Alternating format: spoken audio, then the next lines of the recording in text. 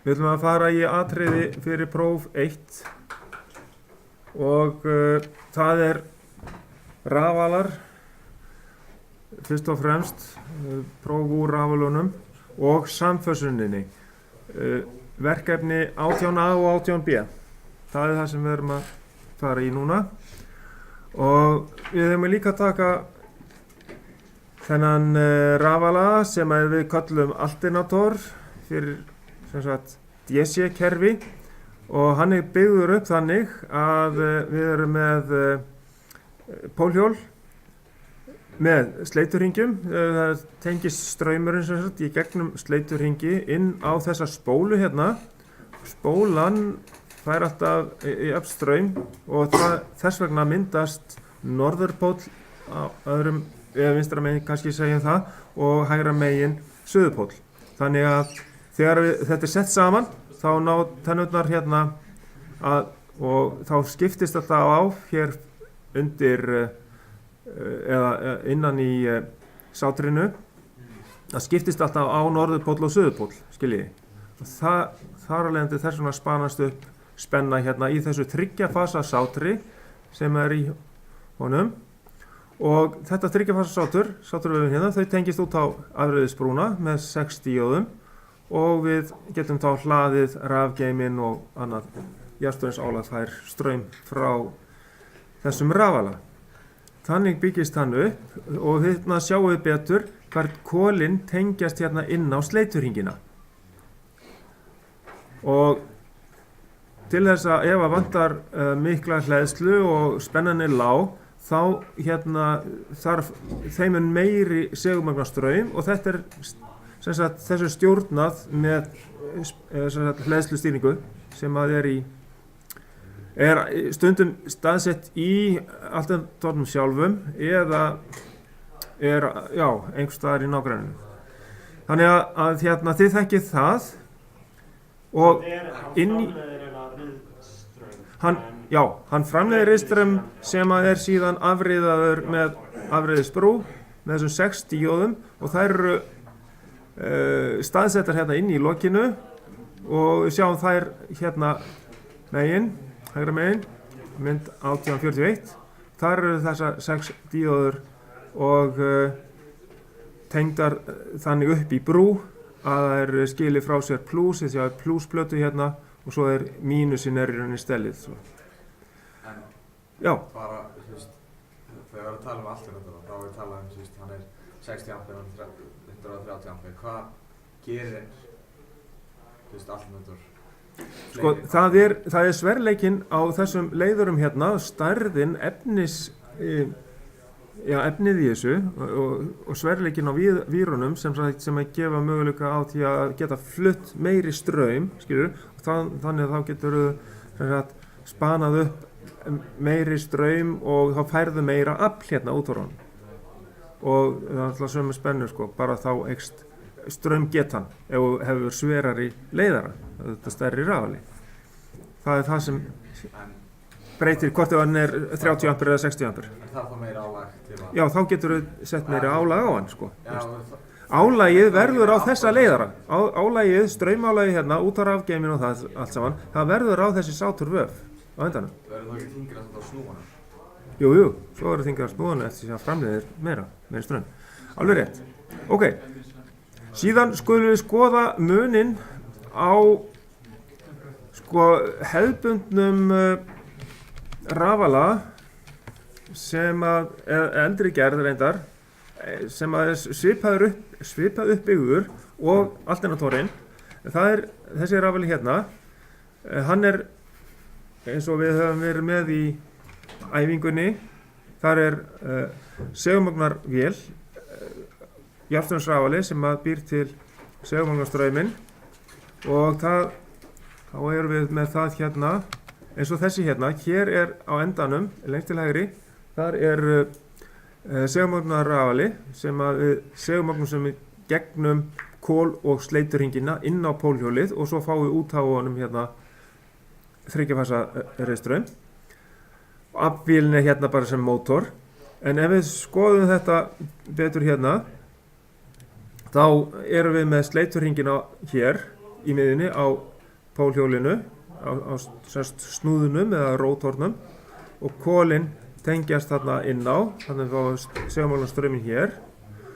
Þetta er eldri gerðin og yfirleitt eru ljósavélar í dag nota þannig að það eru engin svona kol- og sleiturhringir, það er ekki til. Allt flutt yfir á snúðin með segulmagni og það er flutt inn á segulvafið. Hér er bara eitt pólhjól í þessum rafala og það er engin segulmagna rafali inn í þessum rafala.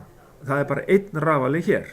Hins vegar eru á þessa, hér er bara annar möguleiki á segulmagnum að það er að taka hluta af spennu frá sáttavöfunum inn á sérstaka spennustýringu og búa til jafnstraum þar með svona týristóra stýringu og þetta er svona önnur aðferð að þá er hann sjálfur að framleiða segulmagnunar orku fyrir sjálfan sig og þá er oftast þannig að hann byrjar að framleiða með segulleifum í pólhjólinu. En þannig að þetta eru tvær aðferðir með sleiturhringi og kol, að það er að hann er að framleiða segulmagnarstraum frá segulmagnavél eða þá að það er tekið spenna frá sátrinu og búið til segulmagnarstraumi frá því inn á pólhjólið gegnum sleiturhringi og kol. Síðan hefur verið þróun svo að sleppa þessum sleiturhringjum og kolum því að hér er mikið viðhald og þá fáum við svona pólhjól og hér er segulmagnarrafali. Þetta er sem sagt Marcon-rafali, hann er þá bara með þessum segulmagnarrafali hér og síðan sjáum við hérna eins og var á alternatornum, hér eru 6 afreiðisdíóður til þess að breyta þriggja-fasa reiðstrauminn sem verður til í þessu hjóli yfir í jafnstraum fyrir pólhjólið. Og ef við lítum á hina gerðina strax, það sem köllum Stamford rafala, að þá hefur bæst við hérna síseglar á snúðin, þannig að við búum til þriggja-fasa rafmagn í þessum hluta hér sem er kallaður 6B. 6A eru síseglarnir sem að snúast þetta fram hjá sátri sem er 6B og þar verður til þriggja-fasa rafmagn sem að er aflið fyrir segulmagnuna. 7 er spennustillir og segulmagnastraumurinn fer inn á 1 sem að eru segulpólar allan hringinn í húsinu fyrir þennan segulmagnar rafala. Þannig að það eru 3 rafalar í þessum rafala hér. Það er sísegulrafalinn, það er aðal segulmagnarrafalinn og það er síðan aðal rafalinn sem framleiðir út á álagið. En síðan hér þá tökum við sem sagt raungildi spennunar sem að rafalinn framleiðir inn á spennustýringuna, berum saman við óskildi sem er inn í spennustýringunni og þá fer eftir í hvað spennan er há, hvort við fáum meiri segulmagnarstraum eða minni til þess að halda uppi réttri spennu út, til dæmis 400 voltum. Þannig að ef álagið eykst, þá fáum við meiri segulmagnarstraum til þess að halda spennunni réttri. Og segulmagnarstraum býr til segulsvið hérna í húsinu í 1 hlutanum hérna. Það er allan hringinn hérna, eru segulpólar.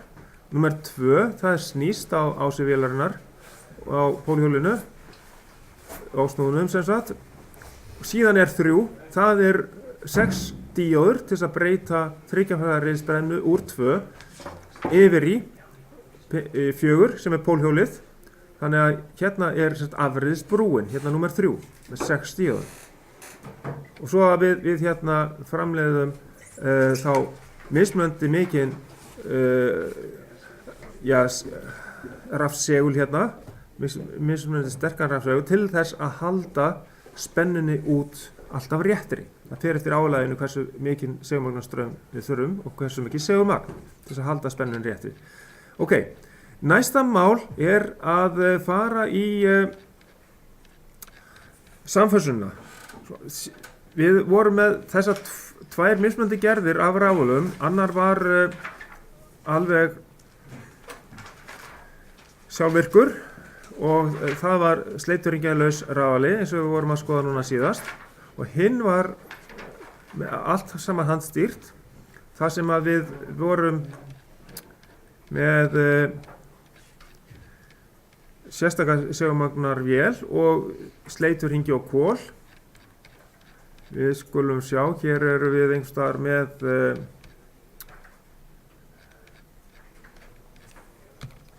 atriði varðandi samfösunina.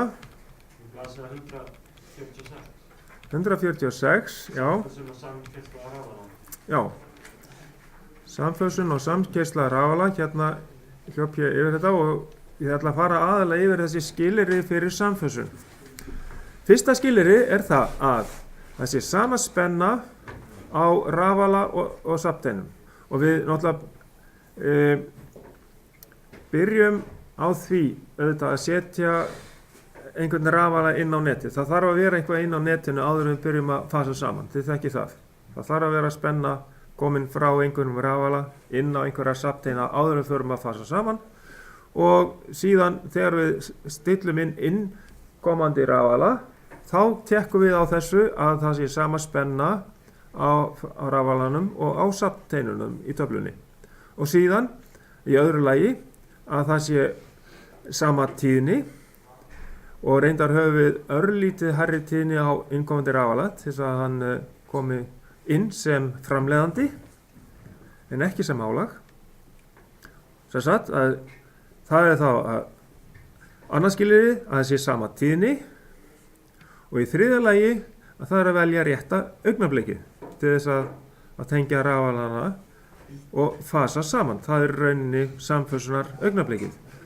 Og við sjáum það ef að þeir eru ekki að keyra alveg í takti og eru ekki með nákvæmlega sömu, ekki á alveg sama stað í augnablikinu, að þá er spennu munur á milli þeirra, eins og við sjáum hérna á myndinni lengst til hægri á mynd 1845. Þá er spennu munur, og þessi spennu munur veldur því að við getum fengið skvamhlaup í rásina og örygginn fara út, og við getum við þess vegna líka hugsanlega fengið einhverja skemmdir aðrar. En til þess að kanna það hvort að til dæmis við séum með rétta fasaröð, sem er reynilega alveg frumskilyrðið og oft kallað fjórða skilyrðið, sem er í rauninni grundvallarskilyrðið, svo við getum fasað saman. Það er fasaröðin, og við getum kannað það með dimmri tengingu eða með litlu mótor eða tæki sem að sýnir að sé annarkort rétt fasaröð eða röng fasaröð. Og með því að tengja ljósin á sama fasa frá safnsteinunum og á sama fasa sem á að koma frá rafalanum, og þegar er rétta augnablikið þá á að vera slökkt á öllum ljósunum, og þá er rétt fasa röð, sem sagt. Þá ættum við að geta fasað saman. Nú síðan, þegar við fösum saman, þá notum við gjarnan aðra tengingu. En hin aðferðin, ef við erum ekki endilega að nota þessi ljós með tengingunni, þá getum við notað lítinn mótor, tengt hann til dæmis hérna frá rafalanum inn á ÖVF hérna fyrir neðan, og sömu röð ÖVF hérna fyrir ofan, og ef að mótorinn snýst í sömu snúningsátt, það skiptir ekki máli hvort hann snýst rangsælis eða réttsælis, bara ef hann snýst í sömu snúningsátt, bæði fyrir ofan og neðan rofan, þá erum við með rétta fasaröð. Sömu fasaröðina frá rafala og er á safnsteinum. Því þá er þetta skilyrði, fjórða skilyrði sem stundum við kallað, fasaröðin, þá er það uppfyllt. Fasaröðin er sama á safnsteinunum og rafalanum, mótum sömu áttina, segur Já, beggi megin, já. Hvernig veistu þá að rafalinn er rétt við hinn rafalinn? Þetta þurfa að vera með sömu fasaröðin. Hann er komin, hinn rafalinn er nú þegar inn á safnsteinunum. Já, absolutt. Já. Og þá rauninni erum við bara að setja næsta og næsta rafala inn á safnteinum. Já, Þegar ljósin eru alveg slögt, Já. þýðir það þá að Rétt að- spennan á L1 sé svo sama já, og þá spennan fellur á þetta alveg saman. Þá falla þessi vektorar alveg saman í sama augnablikki, skiljið. Já, Hérna eru þeir ekki samferða og hérna væri smá týra á öllum ljósunum. þess vegna kviknar ekki á ljósinu Já. það kemur í báðar áttir á. Akkurat. En Það það er, er ekki verið kveikt. það er slögt á öllum ljósunum þegar rétta augnablikkið, en á samfössunarsjánni eða samfössunarvísinum sem sagt, að vísin beint upp eða þá að græna ljósið kemur hjá okkur alveg efst uppi, þá er rétta augnablikkið sko. Og þá er, ef að ljósin eru í dimmri tengingu, þá er slögt á öllum ljósunum. Ok, það er hægt að hafa þessi ljós í annarri tengingu. Það er að vera með ljósdimatengingu, það þýðir það að miðljósið er slögt en það er jafn mikið ljós á hinum tveimur. Það er oft notað, og til dæmis út í vélasal þá er þetta ljósdimatengingin höfð og þá er auðveldar að sjá hvenær er að koma að rétta augnablikinu áður en við getum alveg staðfesta og séð á samfélagsjánni sko, þegar að vísirinn snýr beint upp þá má skella þeim saman og þá er þessi tenging notuð almennt Það var bara slögt. við samfessun. Þá er bara slögt á miðjunni. Já. Það er kölluð þess að dimm ljóstenging. Já. Svo að þetta er sem sagt framkvæmdin svona á samfessunni, svo er fleiri atriði varðandi þetta. Af hverju höfum við aðeins meiri hraða á innkomandi rafala? Ég myndist aðeins á það áðan. Ef að við höfum rafalan sem er að fara inn á netið á aðeins of lægri tíðni, þá myndi hann koma inn sem álag. Já, en ekki Og þá er það ákveðin rofi, þessar búnaður sem er kallaður bakaflsvörn.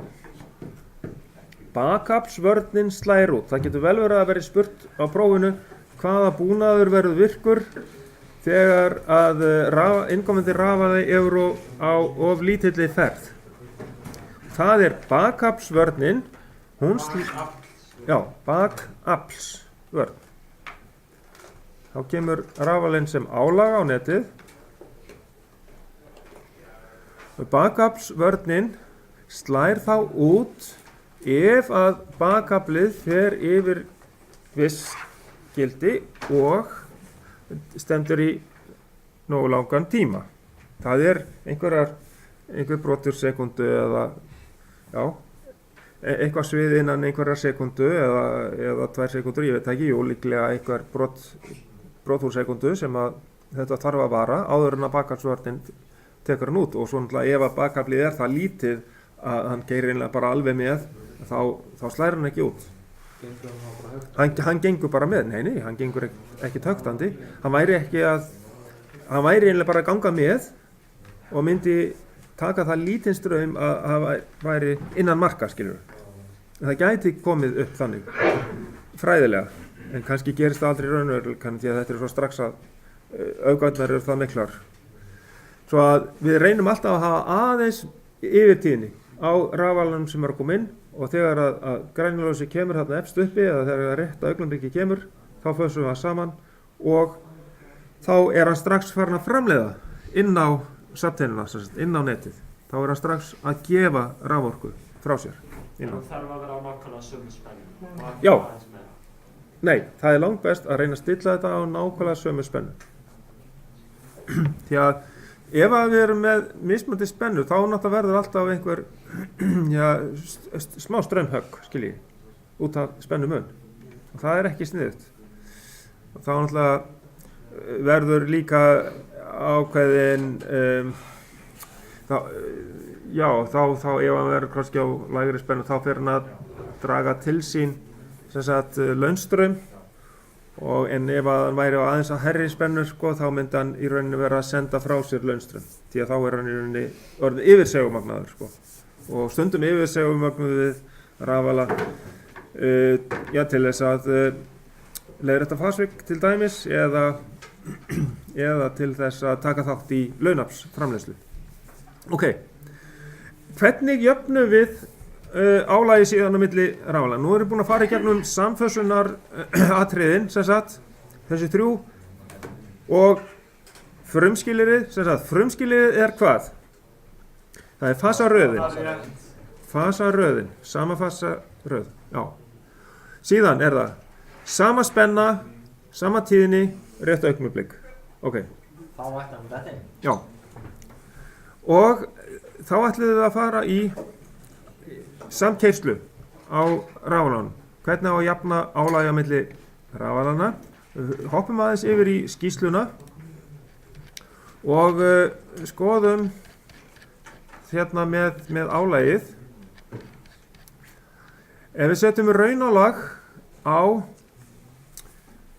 þessa samstæðu, þar sem við vorum með sapteina hérna, þá tók rafalið 2, vegna þess að hann var með sjálfvirkan gangráð og allt saman, að hann tók á sig allt álagið fyrst.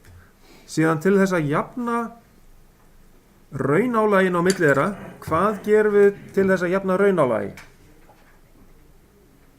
Þá horfum við, þá stillum við á aflmæluna, P, skoðum vöttin. Hvernig, og stundum þegar við tölum afl, þá meinum við raunafl. Ok? P, vött. Hvernig jöfnum við því á milli? Jú, við þurfum að jafna því á milli þannig að við aukum aflið frá vélinni. Sem sagt, í þessu tilfelli hérna á handvirkabúnaðum þá er það, þetta var aflvélin, við þurfum að auka afliðin á þetta hérna. Ef þetta væri dísilvél þá þurftum við að auka með því að auka við olíugjöfina, ekki satt? Svo varum við auka ströym. Já, við þurftum að auka aflið með því að auka ströyminn inn á þennan mótor hér, sko. Já. Við aukum raunaflið hérna inn á þannig að hann framleiði meira raunafl. Ok? Og þá jöfnum við það með því að horfa á aflmæluna, en þegar við erum búin að laga aflið þá hérna er reyndar ekki alveg sama straumframleiðslan, því að sá sem er sjálfvirkur, hann tekur meira þátt í að framleiða segulmagnsstraum. Þetta munar ákaflega litlu hér vegna þess að við erum ekki með mjög stórt afl, en þetta sæjist ef við værum með stærri, eða sæjist betur ef við værum með stærri rafala og stærra afl, þá sæjum við betur tölurnar sem við þurftum að jafna hérna milli þeirra. Þannig að hér var í rauninni ekki hægt að jafna straumnum, hann var eiginlega strax orðinn nægilega jafn. Þetta munar svo svakalega litlu, en í raunveruleikanum þyrfti aðeins að jafna, auka við segulmagnsstrauminn á öðrum rafalanum til þess að jafna straumálæginu. Þegar við erum með blandað álag, það þýðir það ef við erum með marga mótora eða spanálag, eins og við gátum stilt þarna inn í hjá okkur, að þá gildir annað. Við gerðum eins og fyrst, sem sagt við jöfnuðum raunálaginu fyrst, en hvað gerðum við til þess að jafna straumálæginu? Við sjáum að rafalið 1 er með 7,8 ampere, rafalið 2 er með 14 ampere. Það munar þarna talsvert í straum. Nánast helming. Hvað gerum við? Þá spennustillin. Já, aukum við segulmögnunarstrauminn, ekki? Já, og aukum við segulmögnunarstrauminn með því að hafa áhrif á annan spennustillin. Það er líka aflið. Já, kannski verður einhver smá röskun á framleiðslunni í aflinu líka, og þá þarf maður að laga það aftur. Þá þarf maður að skoða P raunaflsmæluna aftur líka. En við vorum þá fyrst að stilla raunafli Já, með að auka eða minnka segulmögnunarstraum. Nei, þess að olíugjöfina eða aflið inn á jafnströmsmótorinn. Jukum strauminn á jafnströmsmótorinn til þess að fá meira raunafl inn á annan. Já. Já. En til þess að auka strauminn, hvað gerum við þá? Þá er það segulmögnunarstraumurinn. En er það ekki sama? Nei, það er alveg sitt gott, því að ef við skoðum vélarnar til þess að jafna P, þá er það vélin hérna vinstra megin, hérna merkt hérna númer 1. Þetta er mótorinn, sko, ef þetta væri dísilvél. Þá vorum við að auka eða minnka Já, það var hérna spennugjafinn. Við breyttum spennugjáfanum hérna. Og vorum ekki að auka að minka segulmögnuna strömmið? Nei. Það var það upp á veggnum. Það var Nei. upp á vegg. Já, þessi hérna lengst til hægri, þessi jafnströmsrafali, hann er tengdur hérna upp á vegg við mótstöðu inn á affallsvafið. Og það, ef við stjórnum straumnum í affallsvafinu, þá stjórnum við þeim breytum við straumnum sem að hann er að framleiða. Þarna breytum við launstraumnum sem að rafalinn framleiðir. Já, ok, svo þegar við erum að auka aflið, Já, þá aukum við strauminn inn á mótorinn já, og ef við erum að auka eða jafna strauminn, þá aukum við að minkum við strauminn, segulmögnuna strauminn á rafala, Já, ekki já, mótorinn. já, hérna. Já, ok. Já. Yes. Það er málið. Og við þurfum meiri segulmagnastraum þegar við erum með spanálag. Hvar vorum við með þetta? Hér, með töfluna. Þetta. Þegar við vorum með hreint raunálag, við mældum álagslaust 0,6 ampere og reyndar voru aðra tölur þegar það er bara stafrænt mælir á þessu, en við fórum eftir vísismælunum þannig upp á töflunni, upp á veggnum. Ef við erum með raunálag, þegar við með eikstan úr 0,6 í 0,9, 14 ampera straumálag sem að er raunálag, það er straumur og spenna í fasa, en ef að við erum með spanálag, það þýðir það að straumurinn er á eftir spennunni. Og þá þurfum við ennþá meiri segulmagnastraum, 1,3 ampere, til þess að halda upp í 400 volta spennu. En sama sem sagt straumálag. En þetta er bara fasvík. En hver er ástæðan fyrir þessu? Jú, ástæðan er þessi að þetta er kallað sáturspyrna. Aðeins skoða myndir í því sambandi. Það er í bókinni. Sáturspyrna hlýtur að koma hérna kaflanum hérna strax fyrir aftan. Eða hver er sáturspyrnan í þessu? Byrjun. Er hún í byrjun? Hérna eru dæmin. Það er mynd af pólhjólinu. Það er kannski hérna rétt fyrir framan, já. Það getur passað. Það er hérna rétt fyrir framan.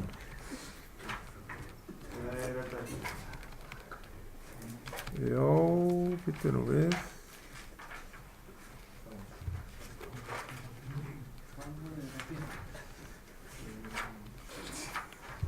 Jú, það er hérna í þessum kafla sannilega hér.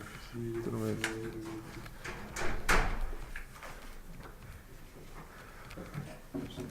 Já.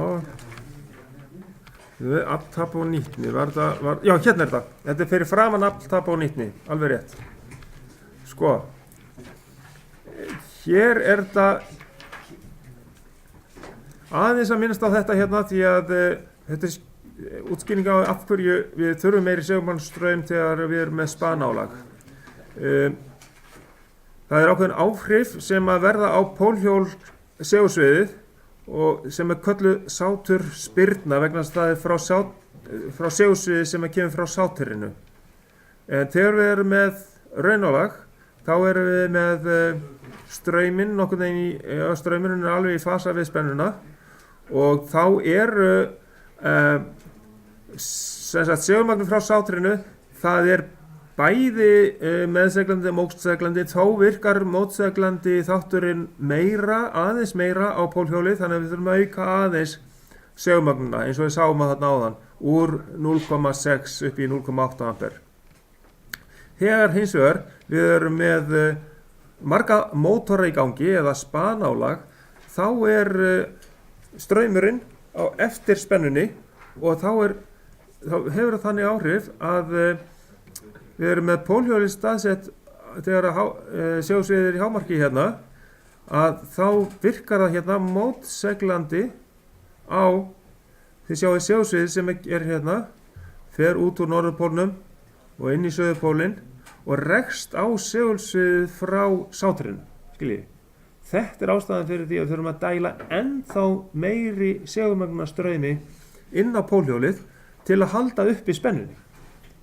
Vegna þess að þegar við erum með spanálag, mótora, fullt af mótorum í gangi, líklega álagslausum, lítið álag, þá erum við með aðalega með straum og eftirspennu og það er að þá að gerast á þessu augnabliki að það rekst segulsviðið frá sátrinu, rekst á segulkraftlínu frá pólhjólinu og dregur úr segulmagnuninni.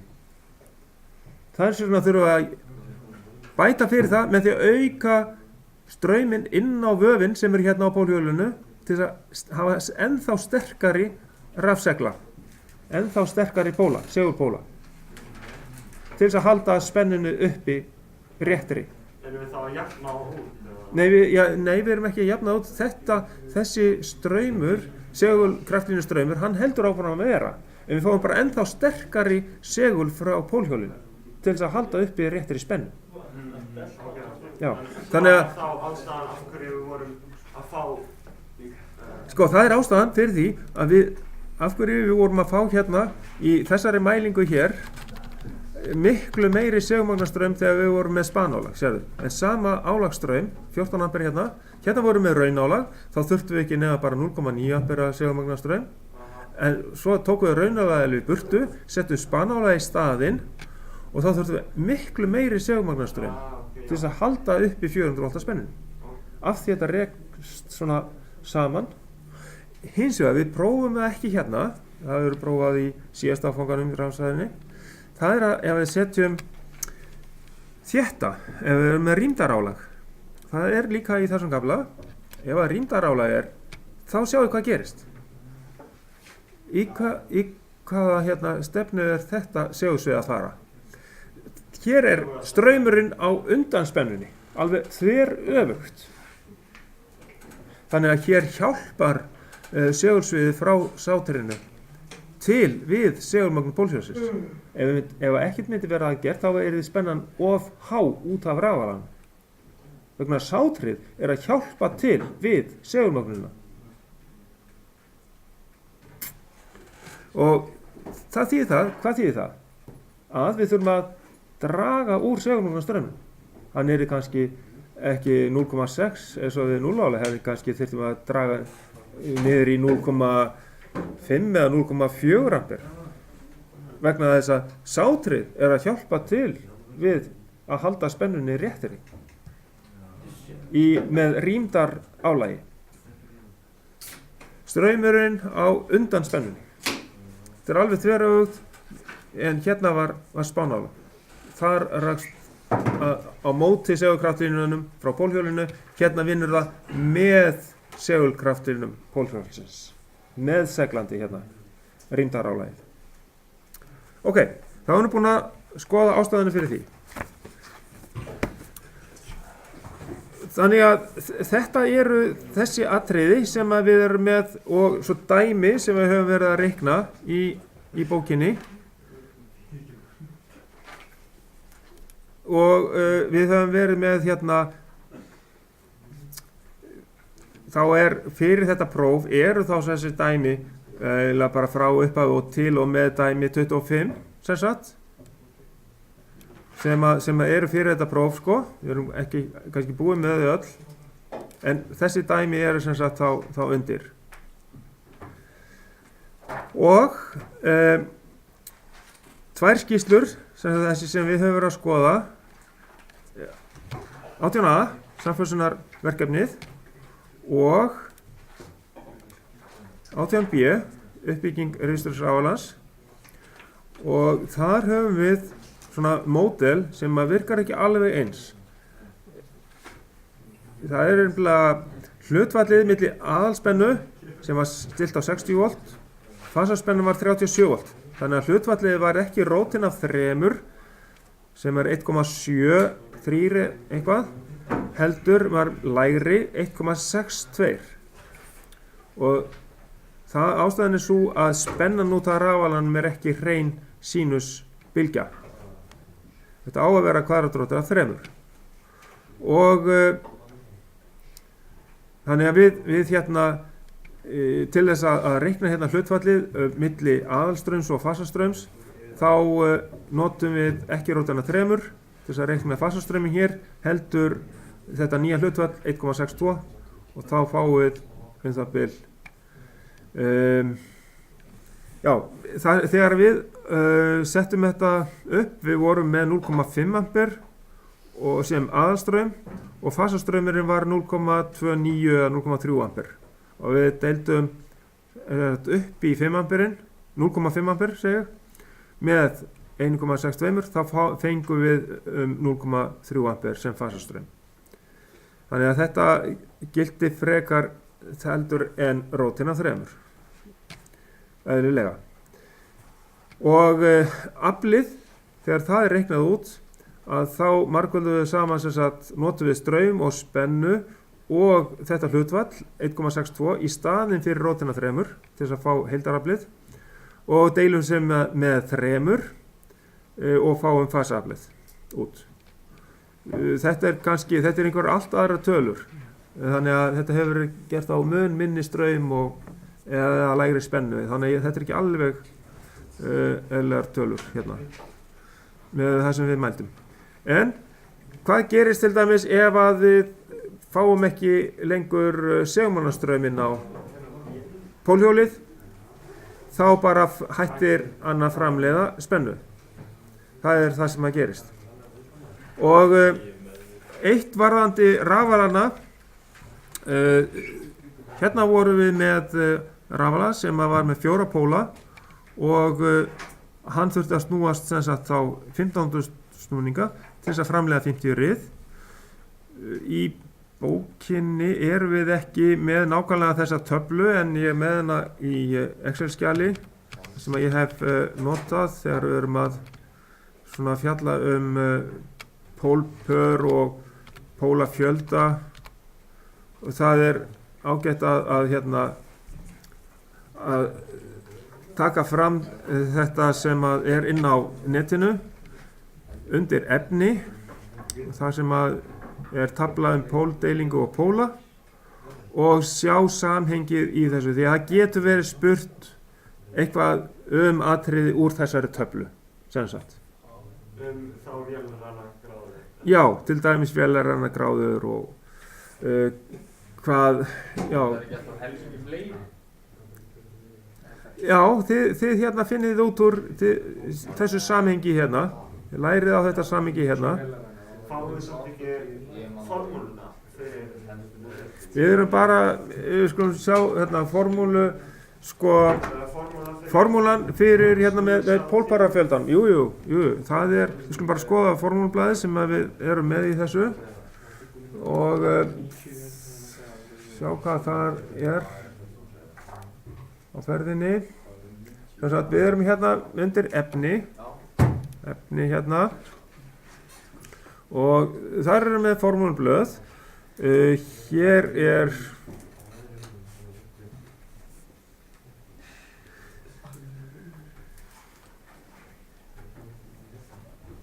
ég líklega með sko formúlur líka með hérna vektoramyndum, þannig að við skulum gá til dæmis að þessi formúlublaði hér, þannig að það ætti að koma allt fram á því. Býtum nú við, reyndar það er hér. Það reyndar ekki akkurat á þessu, þetta hefur verið úr RAF 453, en það ætti að vera formúla fyrir hérna, sem sagt NS líka, hún er með. Hérna er stendur formúlu PDF, það er hugsanlega, já það er líklega að það sé þetta hérna, formúlublað. Þá erum við með, eins og þessi formúl hérna sko, það er tíðnin 50 sinnum 60 deilt með pólpara fjölda. Munið bara litla p-ið, það stendur fyrir pólpör, ekki fjölda póla, skiljið. En stóra p stendur fyrir rauna. Já, formúlu hérna, táknið hér, þetta er reyndar sem sagt, ef það er rótina 3 líka inn í þessu þá er það fyrir 3 fasa sko. Passið ykkur á því líka. En oftast erum við með 3 fasa útreikningar núna. Já. Það er það ekki. Jú, það er nánast alltaf í þessu, já. Og þá höfum við hérna eins og með ef við þurfum að reikna út, já þetta tilheyrir meira sannilega mótorunum, þetta kemur seinna. En við erum með náttúrulega eitthvað dæmi kannski sem að tilheyrir rafalunum, eins og til dæmi 25 geti verið. Og eitthvað í þeim dúr. Og væntanlega ég að gera vektormynd þannig að það koma líka þá svona þetta blað hérna með vektormyndunum. Já, þetta er eins og við vorum með í 200 sko. Já. Já. En ég held að ég sé búinn að fara í gegnum þau atriði sem eru til þessa prófs sko. Því annars þyrfti ég að fara bara þá alveg í gegnum heilt dæmi sem sagt úr rafalakaflanum. Já, það er bara til farið yfir þessi dæmi upp til og með 25. Það er ágætt að fara í gegnum þau fyrir þetta próf. Og þá er það ágætisæfing fyrir þetta út það sem það þarf að reikna við þessu. Og náttúrulega þið eruð vön til að útbúa afvektora myndir svo að hérna það má búast við kannski einni afvektora mynd og hugsanlega einni straumvektora mynd. Við sjáum til. Þurfa að koma með millimetrapapir? Ekki endilega. Ég held að það sé nú ekki þörf fyrir því. Samt sem áður. En það kannski þetta verður ekki stór þáttur þá einhver vektoramynd. En já, ef ég man rétt, það gæti verið að yrði eitthvað þannig dæmi. En aðalega er þetta úr skýrslunum sem sagt 18A og 18B. Það er samfærslunni og samskeyslunni. Er það þannig að bara próf úr þessu? Já, þetta er próf úr rafalunum og samfærslunni. Já. Kafla 18, já. Ljómandi, ef að segja þetta gott núna, þá